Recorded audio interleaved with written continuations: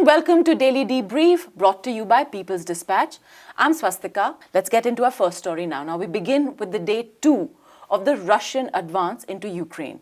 What began as airstrikes and missile attacks in a full-fledged military operation with Russian troops very close to Ukraine's capital Kyiv, fighting is now also reportedly going on around the city of Kharkiv and the city in the Black Sea region. Russian forces took over the area surrounding the closed Chernobyl nuclear power plant as well. Meanwhile, US President Joe Biden announced a fresh set of sanctions on Thursday afternoon local time. To discuss some of these issues today, let's go over to Prabir Purkayastha. Prabir, picking up from yesterday, if you could tell us some of the situation that is developing on ground at this point of time. Well, it also appears right now from what we hear in terms of reports, some of the ground reports seem to indicate fighting is going on inside Kiev itself. So obviously things have moved quite a bit from what we discussed yesterday. We talked about Chernobyl. Chernobyl is actually on the way to Kiev. Yes. Therefore, it's really, in that sense, shows that the troops are moving towards Kiev. And today, they took over, or last night they took over at 20 kilometers from Kiev, an airport, and then apparently helicopter forces came in, troops were landed, and also ground forces seem to have reached Kiev outskirts. Fighting is reported to be in Kiev itself. What you've also said, there are other cities where this fighting is going on. They seem to have also taken over from the Crimean Peninsula, that there is also the region next to it on the Ukraine proper, because it's a peninsula, Crimea, but the area joining it, they seem to have taken over parts of that. And there are also land and sea attacks, it seems, on Odessa, the port city on Black Sea. So all in all, if you look at the larger picture, including Kharkiv, there seems to be various attack vectors moving physically towards Kiev, from Kharkiv to down to Donbass, possibly to the Dnieper River. So what are the end coordinates of this attack? Because this is supposed to be a limited intervention to neutralize and denazify Ukraine. This is what Putin had said. So what the limits of this are, of course, are not known, and it's not clear. Zelensky apparently has already said that he is willing to consider Ukraine to be neutral, to become neutral. And he also has said that nobody is anyway coming to our support, nobody is willing to fight for us. Yes. So we are in any case in a situation where the question of alliance does not arise, even nobody is willing to align with us. Yes. Is that a possible end to this particular war? Is a rapprochement or a discussion with Zelensky possible? Or will the Russians look for a new government to be formed? And will it be formed with their blessings? Will that be acceptable to either the Ukrainian people or rest of the world? These are all open questions. Where will the Russian advance stop? We don't know. Will they stop in the Dnieper River? Will it stop by carving out from Donbass or the majority of Russian-speaking Ukraine? Will they carve out a region like that, ending in from Kharkiv, ending in Odessa? All open questions. We don't know what the end is. But if you look at the military target, these are possible places which it could stop. Apart from the attack on Kiev is obviously to neutralize the nerve center of the Ukrainian government itself. So if you look at all of this, still a very fluid picture. Yes. It's also very clear that Ukraine is alone. There's nobody going to fight along with it, which was clear from long back. And that's something Ukraine should have taken into account when dealing with this issue, rather than continuously asking the Western powers to intervene on its behalf, when it knows that in the military attack, the Western powers will not be able to provide any support, because nobody is going to want a nuclear war for Ukraine. And that's something that Ukraine should have realized. Should Putin have done this attack at this juncture? Was there maneuver possibilities for peace? I think yes. I think this is, in that sense, something which is premature. There was more time for diplomacy, and the fact that this is a possible outcome was known to other powers, and therefore everybody should have tried to see if they could have come to a peaceful conclusion, not after a war, which the conclusions were known before the war itself, that end result would be the Russians really militarily controlling Ukraine. That was known from the beginning. So it didn't have to go through a war to come to this. I think both sides, there were more things that could have been done instead of what has happened now. In fact, many countries have joined in to impose sanctions on Russia. Now, what kind of impact would Russia have? We have discussed it earlier in our show, but there are more countries that have joined in, more severe sanctions that have come about. And also, what is the impact of these sanctions that Russia will have? How will it ripple out for the world economy, for the world? So this is the issue, that when you sanction a country of the size of Russia, Russian economy is not a very small one, though it might appear to be so when you look at the foreign exchange transactions between countries. Russia exports oil and natural gas. The largest export of natural gas is to European Union. One of its largest customers for its oil is America, United States. So given that, it is not that Russia alone is being hit. If they are sanctioned, then these two countries, these two regions, European Union and the United States, will have to also think about what they do in order to substitute for the oil or gas in the case of European Union. While United States may have more options, for European Union, the options are relatively much more limited. So they are also staring down at that problem. The important part is they have not sanctioned the SWIFT system. And through the SWIFT system, they have not sanctioned Russia. That means Russians can still export gas or oil and accept payments. Now, what they have done is a number of banks and a number of people have been sanctioned. Yes.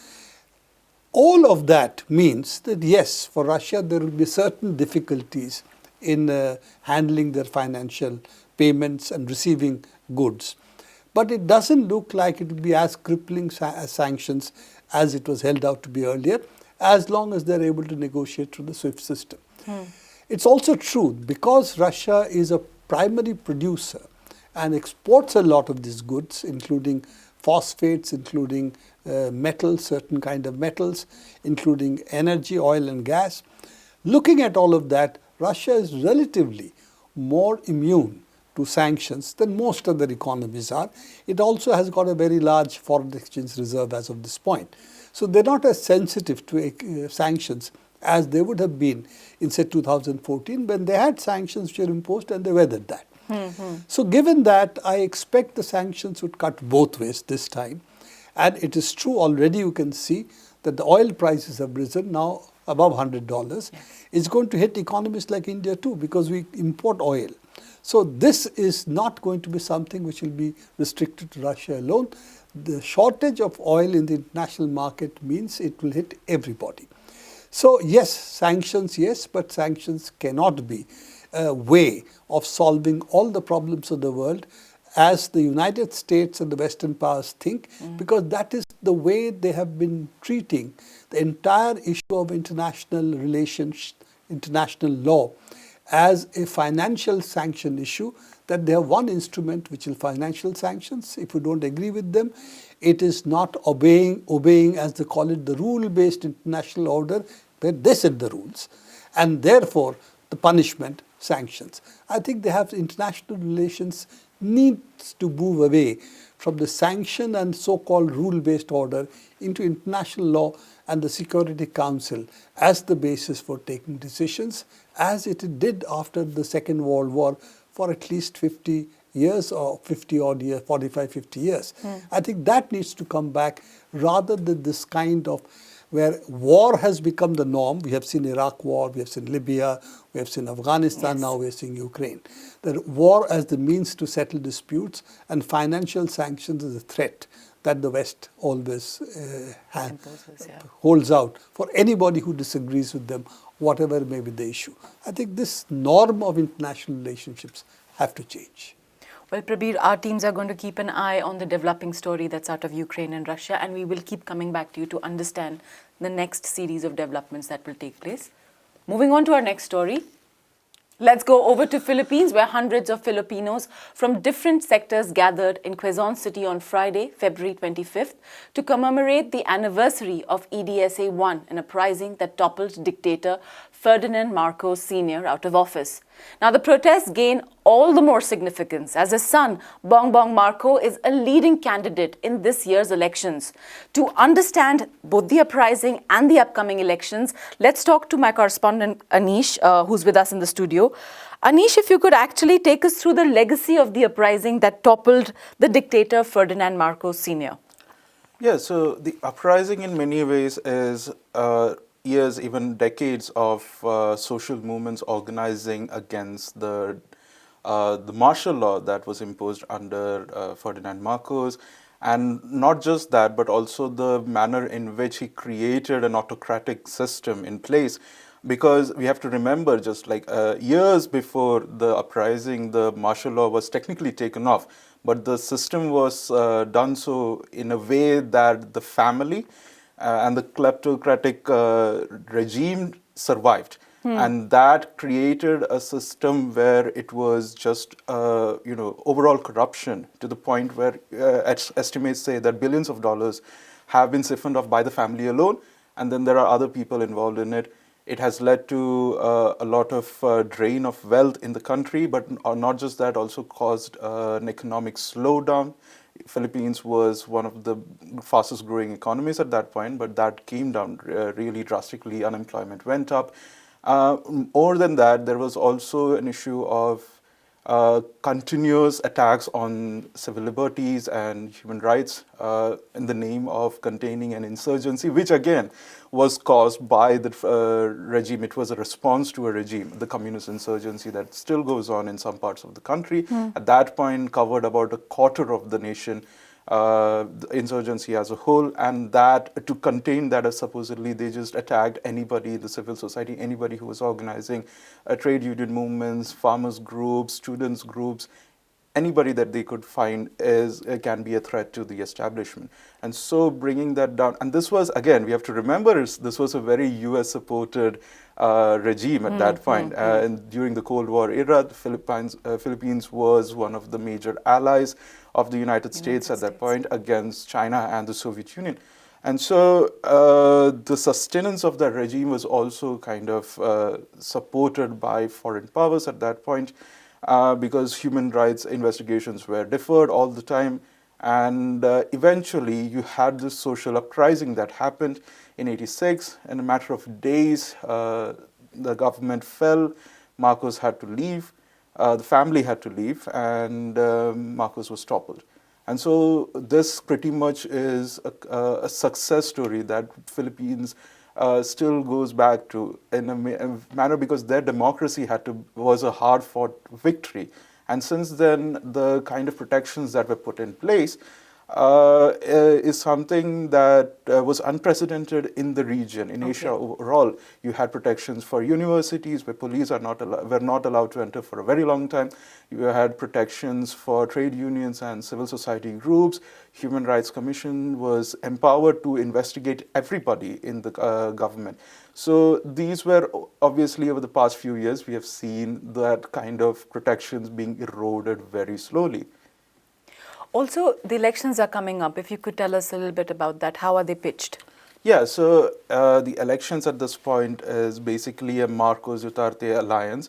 Marcos Jr., or Bongbong Jr., as Bongbong Marcos, as I said, and Rodrigo Duterte's daughter, who was mayor, Davao City mayor, are running mates, and they're running for president and vice president post. And this alliance, in many ways, is also coming together. We have spoken about this in the show before, coming together of legacies, not just Marcos's legacy, but Duterte's legacy, which in many ways, many in the civil society movements, social movements, progressive groups, and opposition have pointed out harks back to the Marcos era. Because as I was talking about the erosion of the protections to protect civil rights, to protect democracy as a whole, has been eroded quite drastically over the past few years. The deal that existed between University of Philippines and The police, for instance, was taken out 2 years ago, and with just an ordinance and nothing more. It was unilaterally done. This deal actually prevented the police from going into university campuses unless it's an absolute emergency.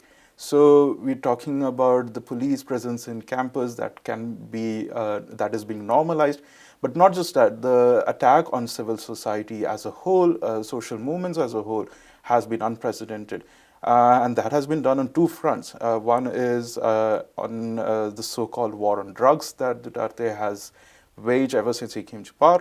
And the other would be, again, the same thing that Marcos did, which was to contain supposed insurgency. And in both cases, thousands have died. We are talking about anywhere between 5,000 to 20,000 people having been killed. And these estimates vary, the way death count, bodies are being counted even. And this often targets social movements, trade unions, and political opposition. So this election becomes important, and this protest and demonstration is a reminder that the Philippines shouldn't be going back to that sort of era of the Marcos dictatorship. Thank you, Anish. We'll come back to you to, in fact, understand the elections once they're underway and also what comes out of these elections. That's all we have with us on Daily Debrief today. Do come back for our show tomorrow and keep following People's Dispatch. Thank you.